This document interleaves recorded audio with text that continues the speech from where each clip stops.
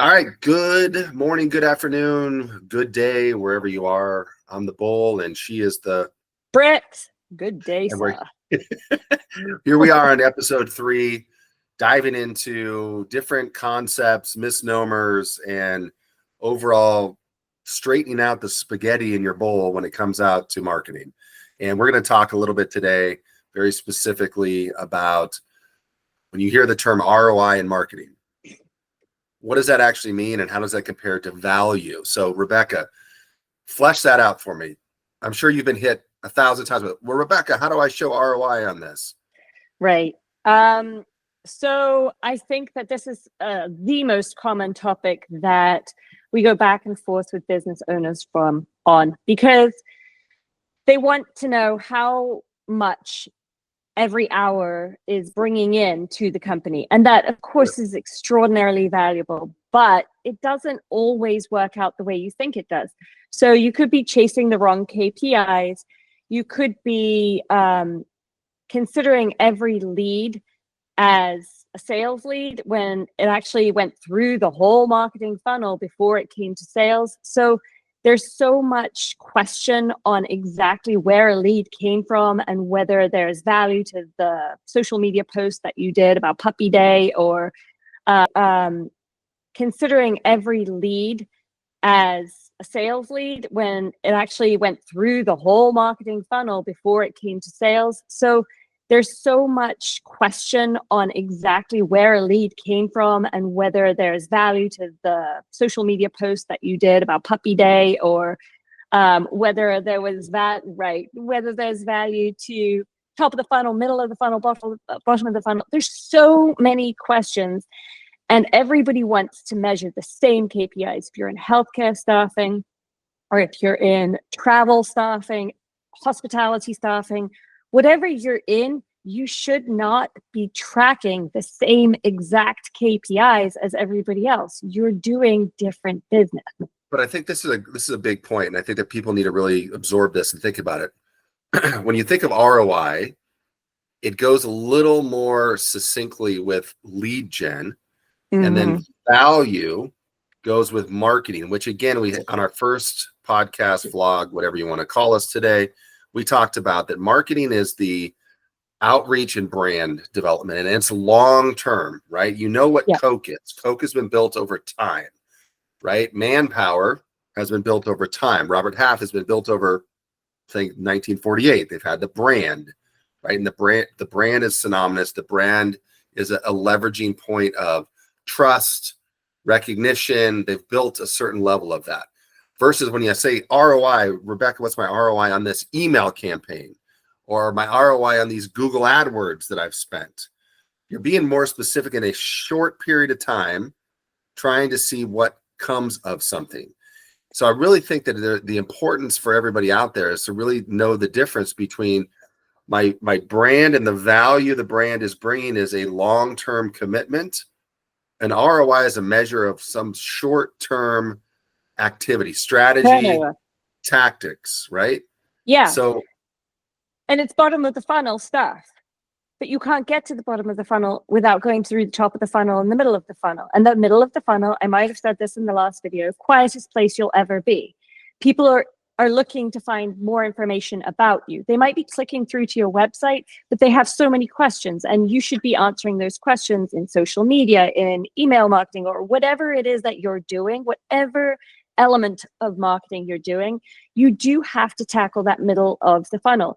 And if we show our numbers to business owners, they're like, well, these posts aren't getting anything, but they are. They're getting value. They're not bringing the lead and pulling the lead to the bottom of the funnel and turning them into a client, but they are bringing you great value. Same with brand awareness, right? You want to make it easier for your salespeople. So with that brand awareness, you're spreading the message of who you are. You have your logo everywhere. You're talking about, you got this award, that award. You've got links coming into your website from other companies that have done business with you. You may not realize that these have value, but then when your salespeople pick up the phone and they talk to someone, they're like, oh yeah, I know about your company. It's like, and that is such a huge point. That is such a huge point. Because Flow stacking from, people out there, how many yeah, times do you get a phone call from a customer that just goes, yeah, I'd like to talk to you about getting a temp out here for, I mean, it rarely happens. right. However, when you're making that cold call or you're meeting someone for the first time and you mention where you're working, what you're representing, i.e. your firm, right? And they go, oh, I've heard of you, right? I mean, that's the brand, that's the value.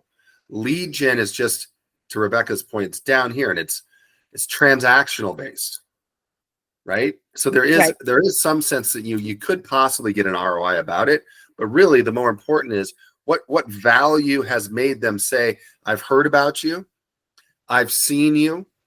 Oh, I'm going to actually click on this and find out more now.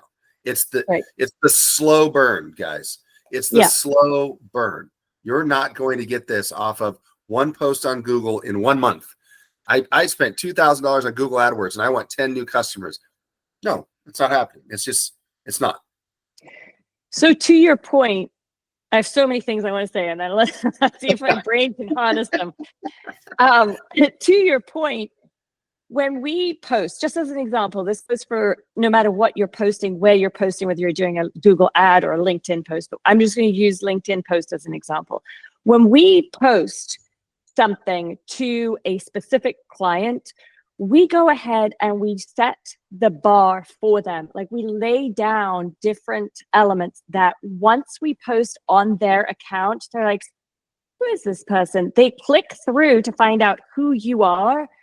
And they see all of the things that we just did to lay that groundwork. And that's basically marketing in a nutshell. We lay that groundwork so the salesperson can come in and close the deal.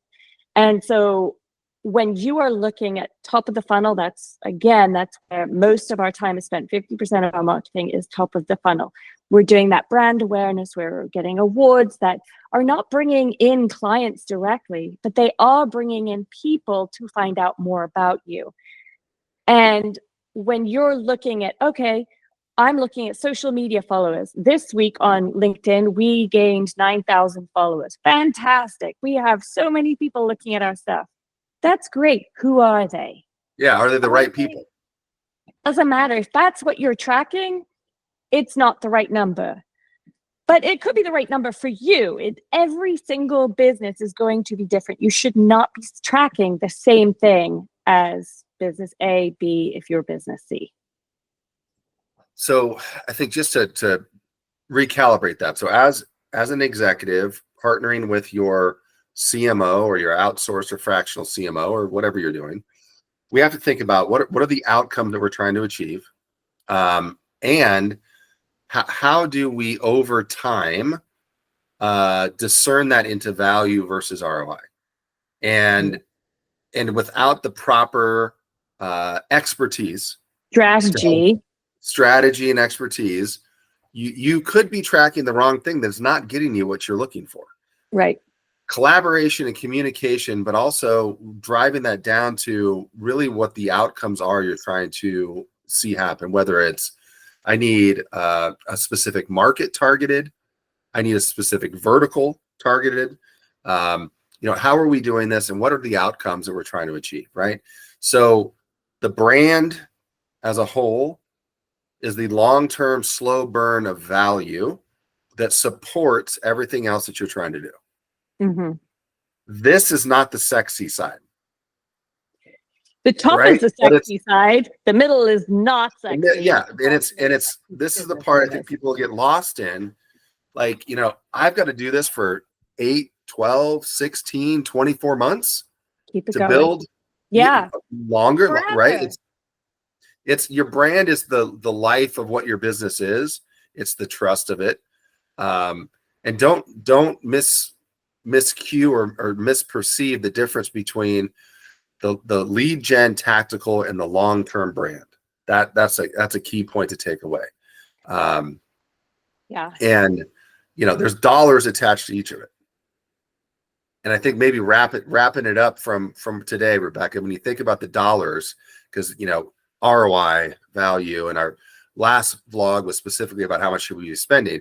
So when you pull through your dollar spend and going back to some of the things we talked about last week, how much is spent in the brand, call it, you know, the care and giving of the brand over time versus kind of this, you know, tactical lead gen perspective? How should we look at that? So what you're talking about is top of funnel. That's brand awareness. Yep. And that's where you should be spending 50% of your time. So 50% of your budget. 50% of the tools should be speaking directly to the top of the funnel. 30% on the middle of the funnel. Like I said, that is so important. That's where you qualify your business over other businesses, and that is quiet as hell. You are not hearing anything from people. There's no ROI there. It's quiet. You might see some click-throughs, but you shouldn't be worried if people aren't clicking on your advice stuff, clicking on your direct, you know, qualifications of your credibility. You shouldn't be worried about that. It's not the fancy, sexy things that they love to see, but it is so important to push them down the funnel. And then 20% on the bottom of the funnel. And that's where you're going to see your ROI. But you're looking at 20% of what marketing has done for you. So you got to keep that in mind. It is so important to have a strategy that lays out each of the elements that you're going to be working on, that can oversee every campaign that's coming, that can be shared with your sales team who understand, okay, this is why we're doing this. This is the message we've been told to say. Everyone's saying the same thing. Everyone's posting the same thing. We have the same community, the same culture going all everywhere across our business. And this marketing strategy it's our Bible. It's what we're following. And executives and owners, VPs, you know, from our branch of the tree, we get reactive. And it's happened. Rebecca and I've known each other a long time.